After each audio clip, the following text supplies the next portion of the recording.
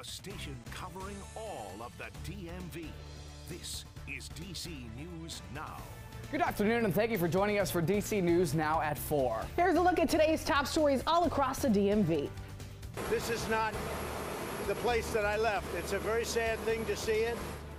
Our top story following his remarks on his way home. DC residents are reacting to former President Donald Trump's comments about the state of the district. And one retail giant wants you to get the most out of your next getaway. How Walmart is helping you stretch your dollar the next time you travel. And we are tracking a few showers and storms as we head into your Friday, but the weekend is looking pretty nice, so definitely keep it here. We'll chat about that in just a bit. Thank you, Brittany, and thank you for joining us for DC News Now at 4. I'm Ben Dennis in for Mark Hall this afternoon. And I'm Annalisa Gale. This afternoon, people in the district are responding following former President Donald Trump's appearance in federal court in the district, where he was arraigned on federal charges. Indeed, and it was a historic day and quite the spectacle. And here's what we learned. The former president pleaded not guilty to those charges tied to his involvement in the January 6th insurrection and attempts to overturn the 2020 election to stay in power. The arraignment lasted less than 30 minutes, facing his third criminal indictment. Now, Trump then exited the courtroom with his team, heading back to through the district and down the George Washington Parkway to Reagan National Airport. And before he boarded his plane to leave, he had this to say. Seeing the filth and the decay and all of the broken buildings and walls and the graffiti, this is not the place that I left. It's a very sad thing to see it.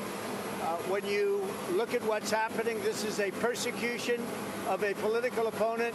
This was never supposed to happen in America.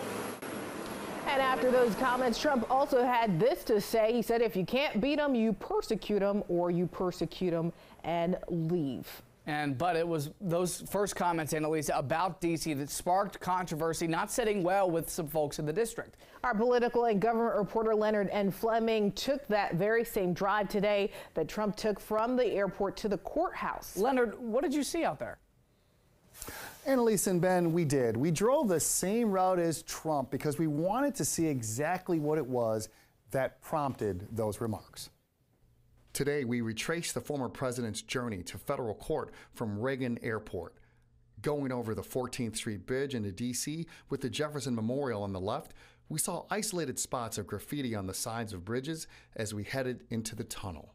What we didn't see were broken buildings or decay, other than a few aging areas that, from the looks of things, have been there for many years. Basically, it sounds like a lot of lies. Cornelia Scott of D.C. heard former President Donald Trump's comments that his city was full of filth, decay, and broken buildings. What is he talking about?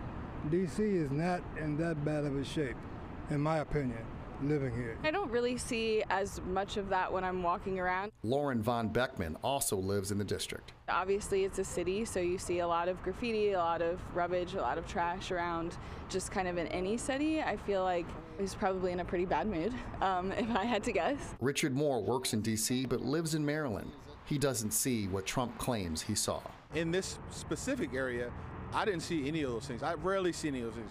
You may see a passing freight train with some graffiti on it. The comments were made, he says, for negative effect. Some of the insightful comments are what they were made for, to incite people who don't live in the D.C. or the DMV area.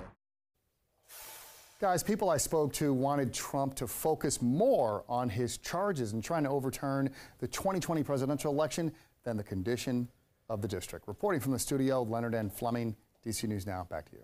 All right, Leonard, thank you. Well, taking a live look outside on this beautiful Friday, this is the Kennedy Center.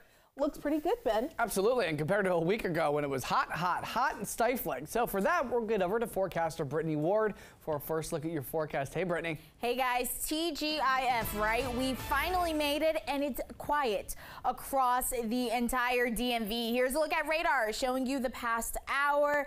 Not even seeing a raindrop in the sky, but we are still dealing with a few lingering clouds out there. It's not until this evening ahead of this cold front. This will begin to swoop down from the northwest. That's going to spark up a few showers. And we could also hear some rumbles of thunder later on tonight, mainly into northern Maryland and closer to the Baltimore area.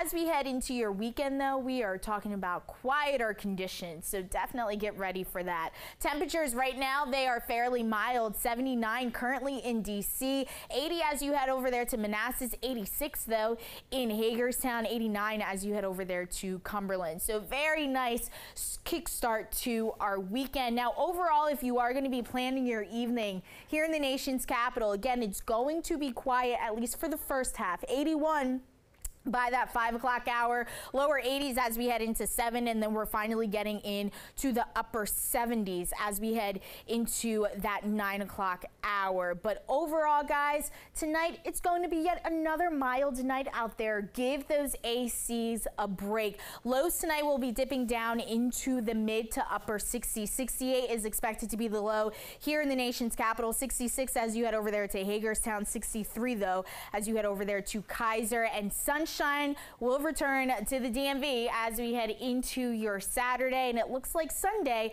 is looking okay. So definitely keep it here. We'll have a check of that forecast and what to expect coming up. All right, Brittany, thank you. And speaking of the weekend, tens of thousands of Beyonce fans will fill the arena at FedEx Field in Landover on Saturday and Sunday. And good news, Metro has extended their hours to help them get home. Our Tosin Fakile looks at the changes that our Music to Fans airs.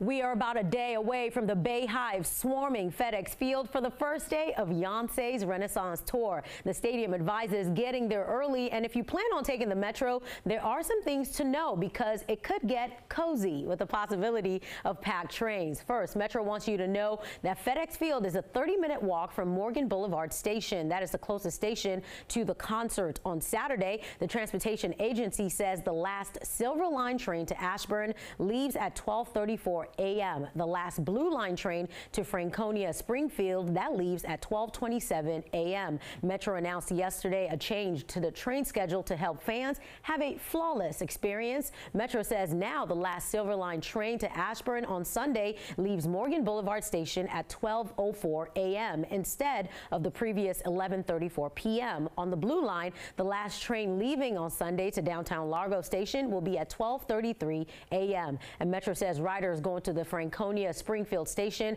should take the last Silver Line train to Ashburn and transfer to the Blue Line at Metro Center. And if you are driving to FedEx Field instead, the stadium says the parking lots will open at 1:30 p.m. VIP early entry is at 4:30. All gates open at 5 p.m. The show begins. We all get information at 8 p.m. In the studio, Tosin Fakile for DC News Now.